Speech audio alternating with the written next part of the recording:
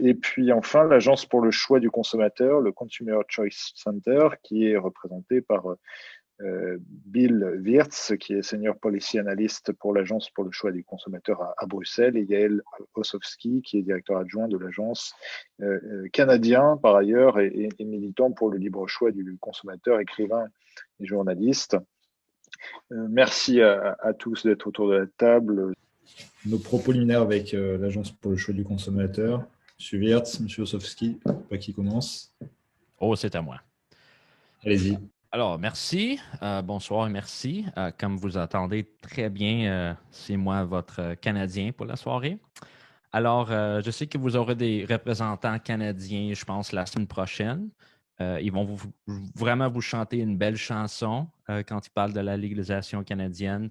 Alors, moi, je vous laisse ce soir vous donner peut-être une autre perspective d'un consommateur. Alors, le but de notre organisation a toujours été pour lutter pour les consommateurs, surtout les consommateurs qui souhaitent avoir beaucoup plus d'innovation, la science, la liberté de choisir, surtout des très jeunes. Alors, en termes de succès, si on regarde le modèle canadien, il n'y a pas de question que la légalisation était une bonne idée et ça peut donner un modèle à tous les autres pays. Ça, c'est un fait. On ne peut pas dire autre chose. Il y a un marché légal. Il y a des compagnies vraiment très connues avec une réputation globale. Il y a des citoyens qui cultivent le cannabis chez eux, à la maison. Le cannabis, c'est vraiment devenu un bien comme tous les autres. C'est comme l'alcool, comme le tabac, comme un autre produit qui est vendu sur le marché. Et nous ne voyons pas des grands problèmes sociaux. Ça, c'est vraiment un grand succès, je dirais.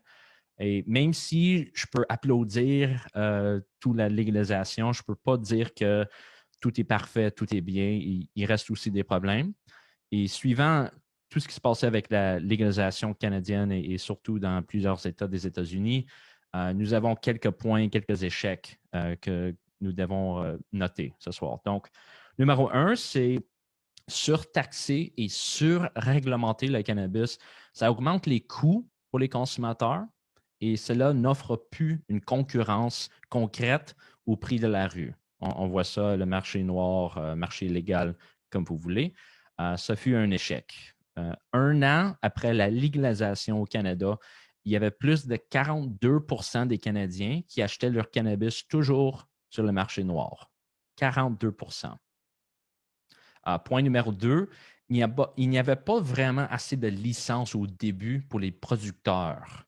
Donc, il y avait souvent des magasins à Montréal qui étaient fermés pour 2 ou 3 jours de la semaine. Il n'y avait pas assez de produits pour offrir aux clients. Puis vraiment, c'était un échec, malheureusement. Numéro 3, aux côtés de la vente, il y a plusieurs provinces canadiennes qui ont choisi d'établir des monopoles sur la vente de cannabis. Soit avec une société d'État, comme au Québec, ma province natale, ou peut-être très peu de licences offertes aux entreprises privées, comme en Ontario. Tout cela dit, il y avait moins de choix pour les consommateurs, des prix vraiment trop chers et il n'y avait pas assez de concurrence. Alors, il y a eu beaucoup de problèmes au début, surtout les premiers 6 mois.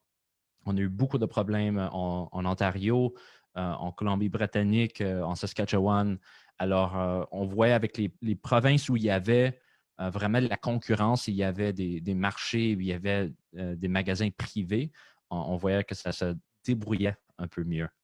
Et dernièrement, numéro 4, il n'y avait aucune distinction, ni dans la loi et ni dans l'imposition, les taxes, entre l'usage récréatif et l'usage thérapeutique.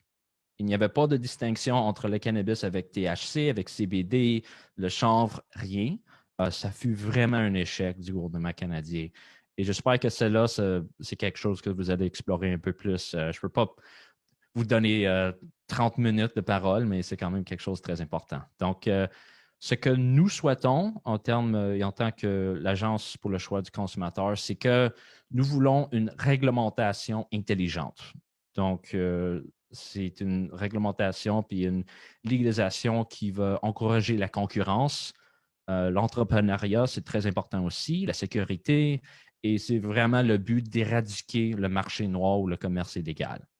Notre point final, surtout pour moi, c'est qu'il vaut mieux d'y avoir un marché légal, réglementé, transparent, plutôt qu'un marché illégal où l'État ou les consommateurs, tous les deux, ils n'ont pas vraiment de recours juridique, ils n'ont pas la sécurité.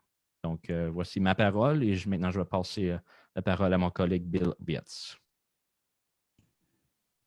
Merci Yael. Mon nom c'est Bill Bietz, je suis analyste de politique publique pour l'Agence du choix du consommateur et je suis luxembourgeois. Donc, comme vous le savez peut-être, le Grand-Duché de Luxembourg est dans la procédure de légaliser le cannabis. Et un effort qui a été reporté en vue de la crise du Covid-19. Le gouvernement luxembourgeois a reconnu l'échec de la politique répressive contre le cannabis récréatif. Le thérapeutique est déjà légal au Luxembourg.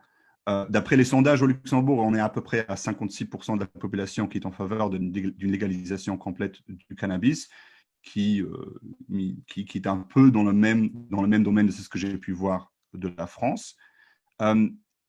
Pour moi, c'est important de savoir que légaliser le cannabis, c'est une question de principe, mais c'est aussi une question de pratique et on ne peut pas dissocier les deux. Quand on vous pose la question de la part d'un citoyen, quand on discute de la légalisation, on va directement vous poser la question, comment on va faire? Donc, quelles réglementations vont être en place? Donc, on ne peut pas juste discuter du principe et après décider ce qu'on va faire. C'est un peu le problème du gouvernement luxembourgeois qui a proposé de légaliser. Bon, on n'a toujours pas fait, on ne sait pas entièrement ce qu'il veut faire. Mais après, on va décider comment est-ce qu'on va légaliser. Donc les deux doivent aller ensemble. C'est des questions comme qui peut acheter, quelle quantité, à quel âge, où est-ce qu'on peut consommer le cannabis, donc question des endroits, combien de distributeurs, combien de magasins, et par exemple, question assez importante pour le Grand-Duché de Luxembourg, est-ce que les étrangers peuvent consommer sur le territoire? Il faut savoir que le Luxembourg a une population de 600 000. Nous avons 200 000 frontaliers, dont la majorité sont des Français, qui passent la majorité de leur temps au Grand-Duché de Luxembourg, qui payent leurs impôts au Grand-Duché de Luxembourg, mais qui n'auront, d'après ce qu'on a déjà pu entendre d'après le gouvernement luxembourgeois, pas le droit d'acheter et de consommer du cannabis sur le territoire. Parce que le gouvernement a fait une proposition qui a été diffusée par des médias après, donc c'est un leaked document, dans lequel il propose de mettre l'âge de consommation à 18 ans. Il faut savoir que ça c'est dans la même mesure que le tabac. Il faut savoir par contre que au Luxembourg, l'âge de consommation d'alcool est à 16 ans pour tous les alcools. Il nous propose 14 magasins.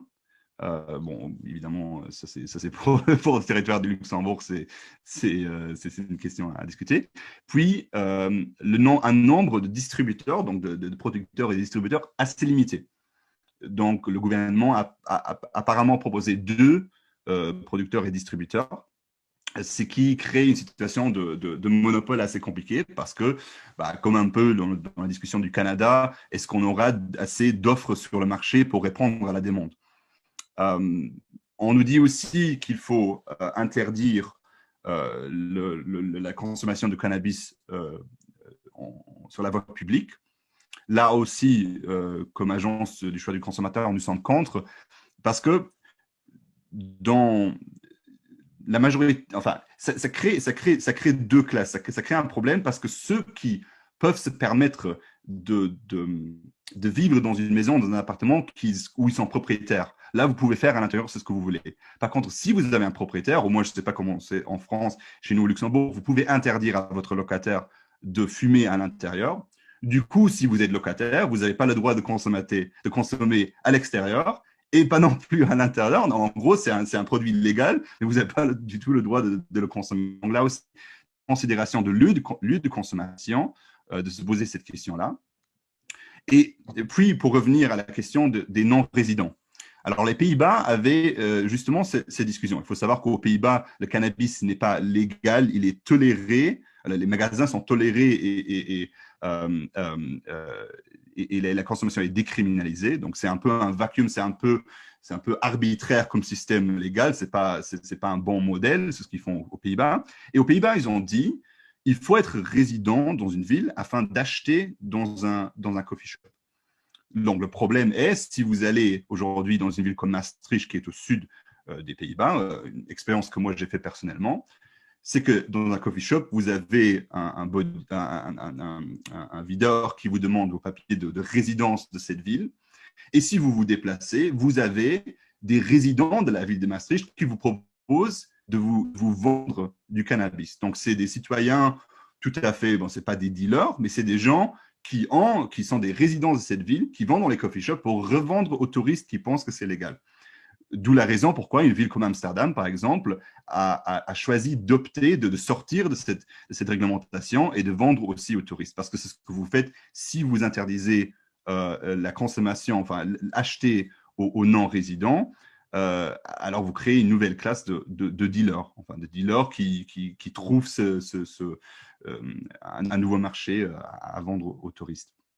Puis, le gouvernement luxembourgeois apparemment semble proposer l'interdiction de l'autoproduction. Là aussi, nous sommes contre. Nous pensons aussi qu'on devrait avoir le droit d'autoproduire le cannabis chez soi-même. Donc voilà, ça c'est un peu pour vous donner un aperçu de ce qu'on a comme discussion ici au Grand-Duché de Luxembourg. Évidemment, comme étant un pays voisin de la France, c'est une discussion assez importante. Et puis aussi parce que le Luxembourg sera le premier pays à vraiment légaliser le cannabis en Europe.